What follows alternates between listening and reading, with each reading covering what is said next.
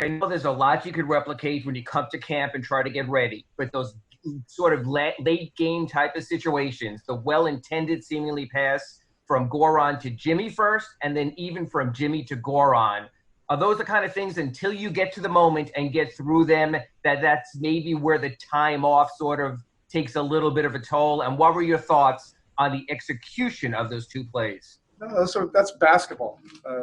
You have the ball in those two guys' hands, and you live with the results. I liked the opportunities on both of them. Sometimes, the defense has something to say about that. It looked like we had a good step on the initial one with going to Jimmy. But you hear, that it can be a make or miss league. It can be something like that also as well. We played really well in the fourth quarter. We had some flat moments certainly in the third quarter. But that's competition. We knew going into this that this game would take a complete 48 minutes, and I would say they probably played more consistently over the course of 48 minutes than we did. What Goran showed you and what he gave you in this game like this and kept you afloat on what he did, just sort of your thoughts on his overall steadying performance. Yeah, he was fantastic. He did it from everywhere on the floor, pick and rolls, in transition, in the post.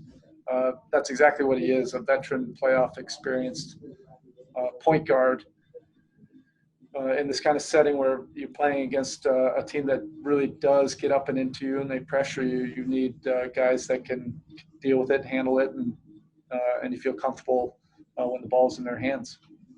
Anthony Chang. Hey, Spo. In the first half, obviously the three-point ball wasn't going in third quarter, fourth quarter, it changed. Like you said, what made it so tough in the first half? What were you happy with the shots, and what changed? Yeah. You can't get fatigued. Those looks were wide open.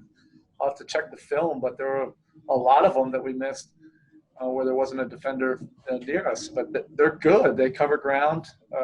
They really do protect the paint. You have to be extremely disciplined to make the right play and make the right read. And I was good with those looks in the first half, and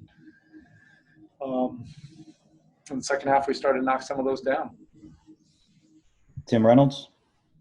Erik, this thing could have gone sideways a couple of times. You got down 17 or whatever it was, and then the flagrant sort of was a quick little shift, and both times you bounced right back. I know it's not a win. Yeah. But did you like that element? Well, we have a competitive group. Toronto really was outplaying us in the third quarter. I guess you could say a microcosm of this will be then tomorrow. We got another opportunity to bounce back right away against a very good opponent. But this team has perseverance and a grit to them. Cooper Moorhead. So when they're covering Duncan the way they were, as aggressively as they were, what's the balance you have to strike between absorbing and just taking that gravity and using the spacing they're giving you, and then trying to spend resources and energy trying to free them up more? Well, we have built-in actions, to shake him free. They defended those very well. And then we put the ball on the floor. You have to constantly move and relocate and get into open spots. And Toronto did a good job. With Duncan, probably in the second half, particularly, the second half of the third quarter and the fourth quarter, KO was able to provide that. But Duncan, he works at it and he tends to figure it out. So the game plans are in bold with him, and I think that's great. It ultimately helps our offense.